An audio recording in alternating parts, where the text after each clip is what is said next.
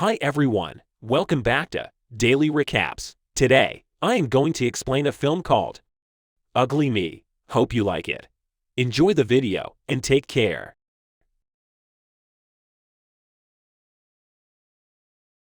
Film starts with the city of Santiago where a beautiful woman named Amanda lives. Amanda works for an architectural firm and she is very good at her job. Amanda calls her boyfriend named Pablo. She desires his company as they attend Fernanda's birthday celebration. Amanda is unaware that her boyfriend is dressing up as a kitten in Fernanda's bedroom. Fernanda diverts Pablo's attention during the two's phone conversation, causing him to abruptly hang up. They accidentally call Amanda again a few seconds later, and she overhears them wailing and purring. She doesn't wait long to enter Fernanda's home brandishing a shotgun. Upon realizing that they have been caught, Pablo says that he was kidnapped, but Amanda isn't naive to believe him. She shoots him in the crotch, ensuring that he never cheats on anyone else again. In the following scene, Amanda is with a psychiatrist discussing anger management. She doesn't show any regret about what she did. In fact, she is confident that she would do it again if she were in such a situation. The psychiatrist reveals that any person with her level of anger issues must be confined. The information changes Amanda's opinion on everything, and she suddenly feels sorry for what she did. She is let go after she makes the doctor believe nothing of such sort is going to happen again.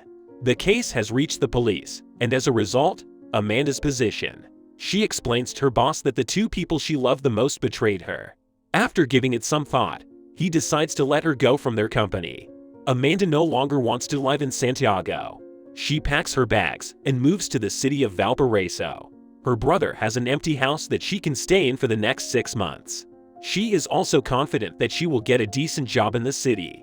The only thing Amanda is worried about is being pursued by men. She doesn't want to date or fall in love with anyone after what happened the last time. However, an attractive young lady like her is never left alone. She goes to the church to calm down and makes friends with the pastor after telling him of all her problems. He also has no immediate family members and lives on his own. She is invited to visit him whenever she needs a friend to talk to. Amanda reads through numerous job openings in the newspaper at home. They all have requirements that are less stringent than her qualifications and experience. She chooses one at random, which just so happens to be an architectural firm similar to the one where she used to work. Then, to make herself look unattractive, she purchases a fat bodysuit, unsightly dentures, and prosthetic makeup. Even to the people she knew before, she is unrecognizable after donning everything. The next scene shows her visiting the company for an interview. Her boss Max asks her many questions and finds out she has a husband and 2 sons. Amanda believes that the husband's story will make her lie more presentable and reduce male advances. Max doesn't ask for any authentication and hires her because of the experience she possesses. For the first time in her life, Amanda feels valid because she is sure her beauty didn't get her the job. After that, Max introduces her to the staff members and their roles in the team. First is a married man named Juan. He has 3 kids, a full-time job, and is studying to get his master's degree. Then, there is Karen, a hot young office girl who does the least work but is favored by everyone because of her beauty. Lastly, we are introduced to an architect named Marcelo. He is the typical womanizer who judges people based on how attractive they are. Marcelo's day-to-day life consists of working and bringing home a different woman every night. He meets Amanda for the first time and is instantly repulsed by her, given her appearance. Amanda recognizes the type of man he is and silently scolds his vapid ideas. Unaware that fate is about to cross their paths, the two warn one another to stay away from one another. Amanda learns about an old Telmex building that their company just recently renovated during the initial meeting. Although the project is now complete, there has been some disruption in the building's internet service due to an unidentified issue with the building. Amanda understands right away that there must be a VP1 service issue. Karen believes that because Amanda is new to the position, her involvement in the project will only lead to further difficulties. Max disagrees with her desire to be the one to find a solution. Karen is dismissed, which makes her despise Amanda instantly. Marcelo and Juan are asked to accompany Amanda to the problem site and help her. The men are not happy about being her assistants, but they oblige anyway. The trees are on the building's terrace in the scene that follows. While Marcelo is busy bragging to Juan about his sexual experiences, Amanda is diligently trying to identify the issue. Amanda tells them the interference must be coming from the railway station. They go to the location where Marcelo and Juan continue their conversation while Amanda works. She finally figures out that the water channels that pass right under the building are interfering with the waves. Amanda and Marcelo go to check the water channel while Juan stays to monitor when the train departs. Marcelo stays outside to check the frequency, leaving Amanda to go into the channels on her own. She doesn't fit in between one of the gates and takes off her fat suit. As the team is communicating through walkie-talkies, Amanda's device stops working. Before she can get dressed, Marcelo comes to see if she is okay. Amanda quickly flashes her torchlight in his direction and explains that she had to remove her clothing to prevent them from becoming soiled.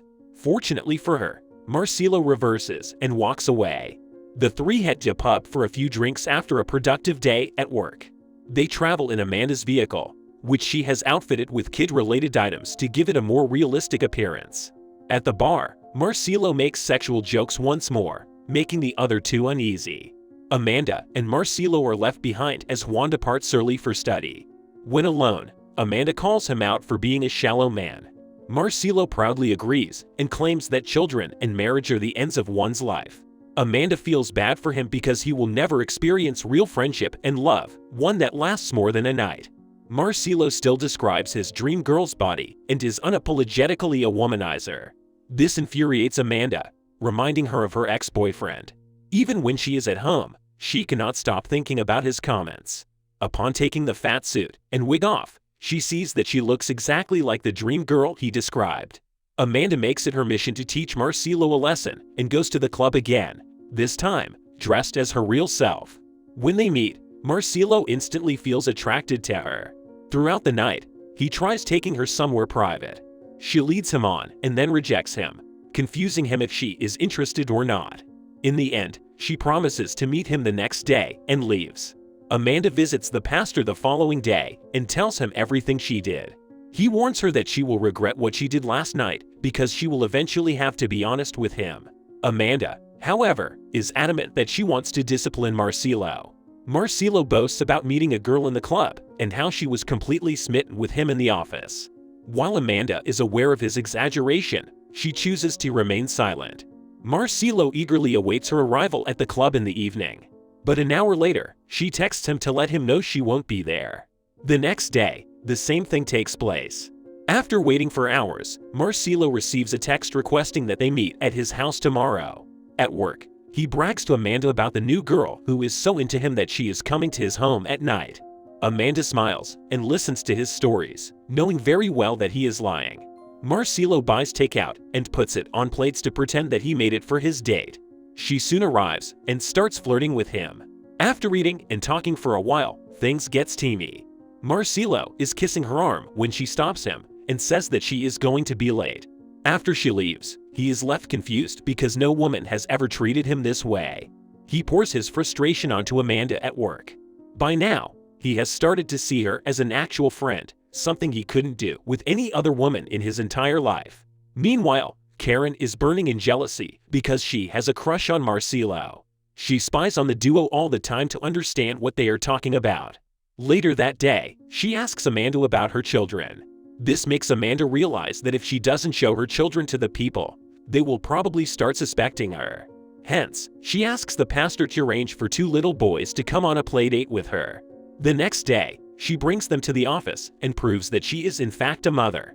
Surprisingly enough, she sees Marcelo playing with the youngest kid. He has frequently claimed that he despises kids, but this seems to be a lie. For a second date, Amanda visits his home at night. This time, Marcelo is different in some way. He puts more effort into getting to know her rather than flirting. Eventually, they go to his bed and start making out. Things get heated pretty soon, but they come down in an instant when Marcelo doesn't get an erection. Marcelo is explaining everything that transpired to Amanda in the subsequent scene. She advises him to put forth more effort to win over the new girl, such as cooking for her rather than ordering takeout. They have dinner together at his house. The fact that Marcelo has a female friend visit him for the first time makes him feel wonderful. They go to the terrace after eating and chat for a while. Amanda admits that Marcelo fears commitment and assures him that he will find love eventually. Suddenly, He leans in and kisses her. He apologizes right after, but they cannot deny the sparks they feel in their hearts. In the following scene, Marcelo is with Max talking about his love life. Max asks him to close his eyes and think of a woman. Marcelo doesn't say who he saw but knows that the girl is the love of his life. Later that day, Amanda comes to his house for the third date. To her surprise, Marcelo says that he is in love with her. Amanda knows he is lying and is sad that he is still the same person after everything they talked about. She makes him wear women's clothes and cuffs his hands to the bed frame. But contrary to what he had anticipated, she pulls a knife out and slashes his stomach. A short while later, the police show up and release Marcelo.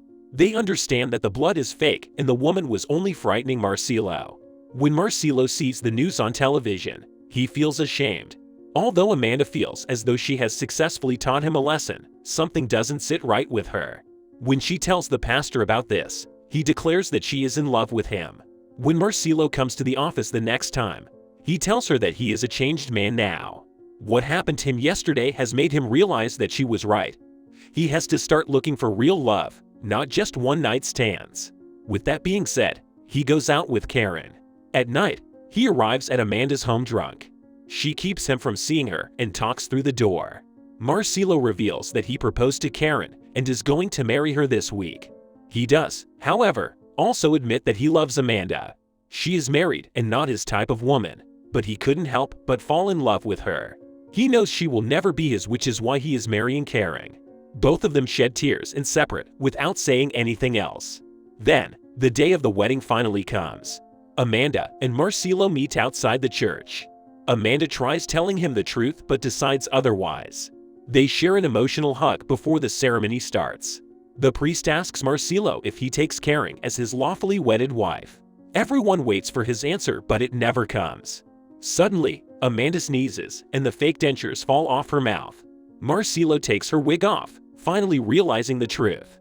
Then scene cuts to a few years later, where Amanda and Marcelo are married with 3 children, and the 4th one is on the way. They both live a happy life with families. That's all from the movie. Thanks for watching. If you want more interesting videos like this, then hit like and subscribe to support the daily recaps. See you again. Take care.